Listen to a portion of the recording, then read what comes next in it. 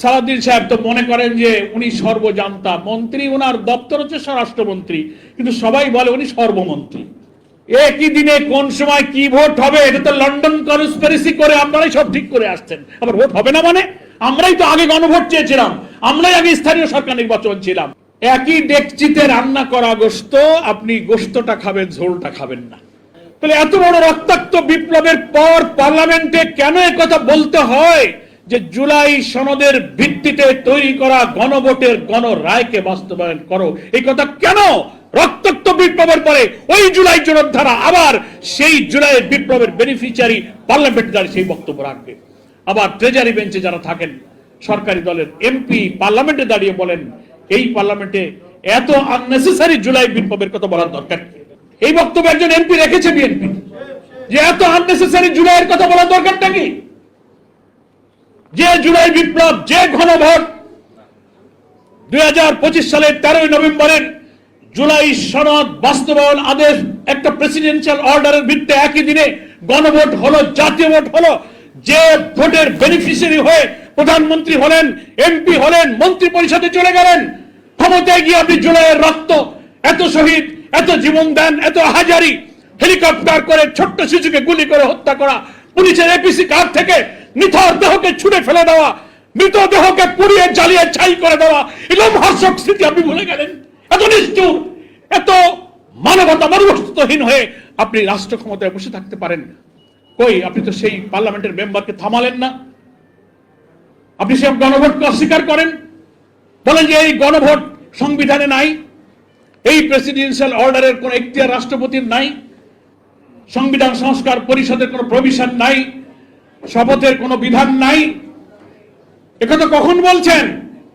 17 October 2025 জাতীয় সংসদের দক্ষিণ প্লাজায় ফ্যাসিবাদ বিরোধী আন্দোলনের রাজপথে যে নিবন্ধিত রাজনৈতিক দলগুলো ছিল সবাই মিলে আমরা যারা জুলাই সনদে স্বাক্ষর করেছিলাম, সেই 17 অক্টোবর 2025 থেকে নিয়ে 2026-এর 12 ফেব্রুয়ারি যে জাতীয় নির্বাচন আর গণভোট হলো একই দিনে। 17 অক্টোবর 2025, 12 ফেব্রুয়ারি 2026, 4টা মাস মাঝখানে চলে গিয়েছে, গণভোট হয়েছে। বর্তমান প্রধানমন্ত্রী গণভোটে হা ভোট দিতে বলেছেন। আপনারা ঐক্যমত্য কমিশনে একসঙ্গে থেকে এই গণভোটের প্রস্তাব করেছেন, লিগাল এক্সপার্টদেরকে দিয়ে প্রেসিডেন্সিয়াল অর্ডার জারি হয়েছে, সব মেনে নিয়েছেন, একদিনও আপনারা আপত্তি করেনি। প্রধানমন্ত্রীত্বের শপথ নিয়ে ক্ষমতায় গিয়ে পার্লামেন্ট চালু হওয়ার পর বলছেন এগুলো সব সংবিধান বিরোধী। একই ডেকচিতে রান্না করা গোশত, আপনি গোশতটা খাবেন, ঝোলটা খাবেন না। সালাউদ্দিন সাহেব তো মনে করেন যে উনি সর্বজান্তা মন্ত্রী, ওনার দপ্তর হচ্ছে স্বরাষ্ট্রমন্ত্রী, কিন্তু সবাই বলে উনি সর্বমন্ত্রী। একই দিনে কোন সময় কি ভোট হবে এটা তো লন্ডন কনস্পিরেসি করে আপনারাই সব ঠিক করে আসছেন। আবার ভোট হবে না মানে? আমরাই তো আগে গণভোট চেয়েছিলাম, আমরাই আগে স্থানীয় সরকার নির্বাচন ছিলাম। মনে আছে কিনা আপনাদের? ওনারাই সেটা হতে দেননি। ফলে এই সমস্ত কথা বাংলাদেশের মানুষকে আর ভুল বুঝানো যাবে না। ওনারা এই কারণেই জুলাই সনদকে এড়িয়ে যাচ্ছেন যে জুলাই সনদের পুরাটা মানলে প্রধানমন্ত্রীর অসীম ক্ষমতা থাকবে না। প্রধানমন্ত্রী যা ইচ্ছা, হাসিনার যা ইচ্ছা তাই করেছে, ক্ষমতাসীন দলের প্রধানমন্ত্রী সেই ক্ষমতা তার কাছে রাখতে চায় বলে তারা জুলাই সনদকে অ্যাভয়েড করছে। এই ঐক্যমত্য কমিশনে প্রধানমন্ত্রীর ক্ষমতার লাগাম টানা হয়েছে, প্রেসিডেন্টের ক্ষমতার ভারসাম্য রক্ষা করা হয়েছে। এইটা ওনারা মানতে রাজি না, সব নোট অফ ডিসেন্ট দিয়েছে।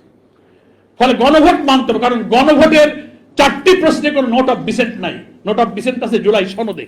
এই জন্য দেখবেন খেয়াল করে ওনারা কিন্তু জুলাই সনদ অক্ষরে অক্ষরে মানবে এ কথা বলে, কিন্তু একদিনও কিন্তু বলে নাই যে আমরা গণভোটের রায় মেনে নেব, তা কিন্তু বলেনি। অর্থাৎ সেই গণভোট ওনারাই হা ভোট দিয়েছেন, কিন্তু সেটা মানবো তা তারা বলেন। আর ওনারা বলেন যে বিরোধী দলের উপরে, জামাতের উপরে ভূত চেপেছে, তারা মুনাফেক।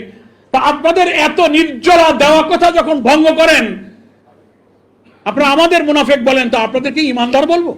নিজের দেয়া ভোট অস্বীকার করেন, একই সাথে একই মায়ের পেটে জন্ম নেওয়া 2 সন্তানের জাতীয় ভোটটা মানেন, গণভোটটা মানেন না। এটা বিচারিত হয় না? এটা ইমানদারি হয়? এগুলো আর না হলে বলেন পার্লামেন্টে এসে দাঁড়িয়ে যে হ্যাঁ আমরা গণভোটে হাতে ভোট দিতে বলেছিলাম, ভুল বলেছিলাম, আসলে আমরা নিজেরা হাতে ভোট দিই নাই। এটা বলেন পার্লামেন্টে, সত্য কথাটা বলেন সাহস থাকলে, কিন্তু আমরা হাতে ভোট দিইনি তাই গণভোট মানি না, তাও তো বলবেন।